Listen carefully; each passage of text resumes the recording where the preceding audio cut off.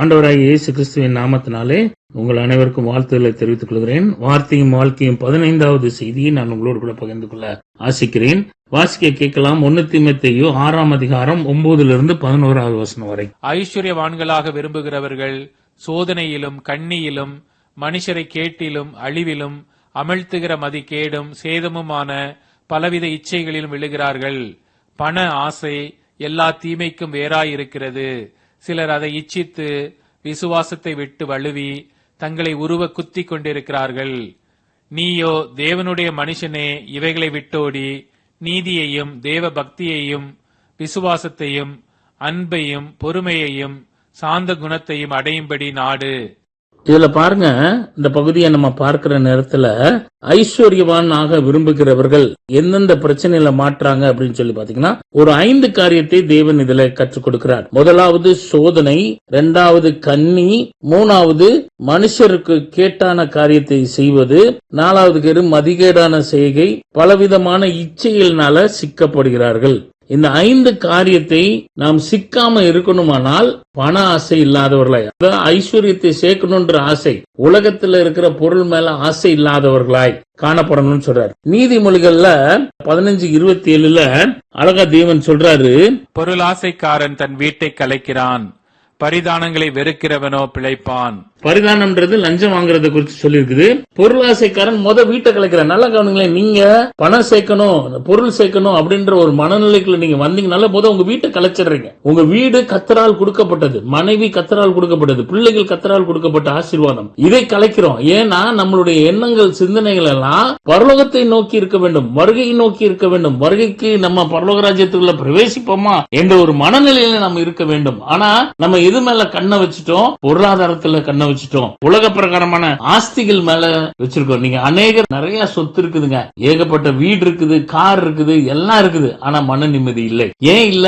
ஒரு சமாதானம் இல்ல, ஒரு வியாதி இல்லாத நிலைமை இல்ல. ஆனா ஒரு சிலர் எப்படி இருக்காங்க? வியாதியின் படுக்கையில இருந்தாலும் சந்தோஷமா இருக்கிறாங்க, சமாதானமா இருக்கிறாங்க, அவங்களுக்கு எந்த விதமான பாரமும் இல்ல. அதுதான் தேவன் எதிர்பார்க்கிறார். இந்த இடத்துல சொல்லும் பொழுது பாருங்களேன், வேதனை. 2வது கண்ணியிலும். நம்ம மனநிலைகள் எல்லாம் இதுல மாட்டுது. பிசாசு தந்திரமாய் நம்ம அதுலதான் வஞ்சிக்கிறான். நம்ம ஐஸ்வர்யம் வாங்கணும்ன்றது விரும்பக்கூடாது. ஐஸ்வர்யன்றது எதுல ஆகணும்னு கேட்டீங்கன்னா, ஆத்மாக்களில் ஐஸ்வர்யவான் ஆக வேண்டும். ஆத்மாக்களை கர்த்தருக்கென்று ஆதாயப்படுத்துறதுல ஐஸ்வர்யவான் ஆக வேண்டும். அதுதான் இந்த பகுதியில் நம்ம புரிந்து கொள்ள வேண்டிய விஷயம். அதுல நம்ம பிரயாசப்படுறோம் என்றால் பரலோகத்துல பொக்கிஷத்தை சேர்த்து வைங்கன்னு சொல்றார். பூலோகத்துல அல்ல, பூலோகத்துல உள்ளது அழிந்து போகும். ஆனா பரலோகத்துல உங்க பொக்கிஷத்தை சேர்த்து வச்சீங்கன்னா அது நிரந்தரமா இருக்கும். பரலோக ராஜ்யத்தை நம்ம போகும்பொழுது தேவன் நம்மளை கனப்படுத்துகிறவரா இருக்கிறார். நம்மளை நாமே ஆராய்ந்து பார்க்கணுங்க. நம்ம எங்க பொக்கிஷத்தை சேர்க்கிறோம்? நல்லா பாருங்களேன், பணம் இன்னைக்கு இருக்கும், நாளைக்கு இருக்காதுங்க. ஆனா ஆண்டவருக்காக வாழணும்னு, ஆண்டவருக்கு பிரியமானதை செய்கிறோம்னு சொன்னா அது தேவன் நம்மளை ஆசீர்வதிக்கிறார். அதே 10வது வசனத்தை பாருங்களேன். பண ஆசை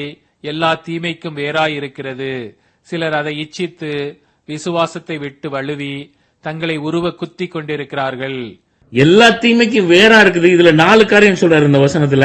சிலர் அதை இச்சித்து, சரியா? பணம் வேணும்ன்றது பணம் அவசியம் தான், பணம் அவசியமானது என்பது உண்மை. நம்ம எல்லாத்துக்குமே பணம் செலவழிச்சுதான் செலவழிக்கிறோம், அதை பற்றி பிரச்சனை இல்லை. ஆனா அதை இச்சிக்க கூடாது. இச்சிக்கனா பண ஆசை. அதனால என்ன ஆயிடுது? பண ஆசை வந்த உடனே விசுவாசம் வழுகி போகிறது. விசுவாசம் வழுகி போனதுனால என்ன ஆகுது? அநேக வேதனைகள். எப்படி உங்ககிட்ட காசு வாங்கலாம், என்ன சொன்னா காசு தருவாங்க, எதெல்லாம் பண்ணா காசு கொடுப்பாங்க, அந்த மனநிலைக்குள்ள நம்ம போயிடுவோம். அதான் இச்சித்து நம்ம என்ன உருவ குத்திக் கொள்கிறார்கள் சொல்றார். நாங்க தங்களை தாங்களே அழித்துக் கொள்கிறார். ஏன்னா பணத்துக்காண்டி எதையும் செய்கிற மனநிலைக்குள்ள வந்துகிறார், தள்ளப்படுகிறார், பிசாசின் வஞ்சனையாய் மாறிவிடுகிறார். அப்ப பண ஆசை எல்லா தீமைக்கு வேறா இருக்குதுன்னு சொல்றப்ப வேர்ல இருந்து அழிக்கப்பட வேண்டும். நம்ம உள்ளத்துல இருக்கிற அந்த பண ஆசை வேரை எடுத்தெறிய வேண்டும். எப்ப? தேவனுடைய வார்த்தை வரும் பொழுது, தேவனுடைய அன்பு நமக்கு ஊற்றப்பட்டிருக்கிறதுனால அது நம்மளை வெட்கப்படுத்தாதபடி நம்மளை நடத்தும். எவ்வளவு தூரத்துக்கு ஆத்மாக்களை ஆதாயம் பண்ணும், எத்தனை பேர் கஷ்டப்படுறாங்களோ அவங்களுக்கு உதவி செய்யணும், அந்த மனநிலை வேணுங்க. தேவனுக்கு பிரியமான செய்கைகள் நான் செய்வதில்லை ஐஸ்வர்யவானாக வேண்டும் என்ற மனநிலை வர வேண்டும். என்னுடைய ஆசையெல்லாம் ஆத்மா, என்னுடைய அழிந்து போற ஆத்மாவை நான் மீட்கிறதுக்காக நான் இதை வேணா இழப்பதற்கு ஆயத்தமா இருக்கிறேன் என்ற மனநிலையில நான் பேசுவேன், நாம செயல்படுவேன். ஆனால் வேத வார்த்தையின்படி செயல்படுவேன். ஆனால் கர்த்தர் நம்மளை ஆசீர்வதிக்கிறார். கடைசியா பாருங்களேன், 11வது வசனத்துல அழகா தேவன் சொல்றாரு, தேவனுடைய மனுஷனே இவைகளை விட்டு ஓடி என்ன செய்யணும்ன்றத அழகா இங்க சொல்லியிருக்கிறார். பாருங்களேன், 6 காரியம் இதுல சொல்லப்பட்டிருக்குங்க. தேவனுடைய மனுஷனே, இவைகளை விட்டு ஓடி நீதியையும் தேவ பக்தியையும் விசுவாசத்தையும் அன்பையும் பொறுமையும் சாந்தத்தையும் அடையும்படி நாடு. இன்னைக்கு நம்மளுடைய வாழ்க்கையில இந்த 6 காரியத்தை செய்வோமானால் பரலோகத்தில் நம் பொக்கிஷத்தை சேர்த்து வைக்கிறவர்களா இருக்கிறோம். எப்படி? நீதி நியாயத்தோட நம்ம நடந்து கொள்கிறோமா?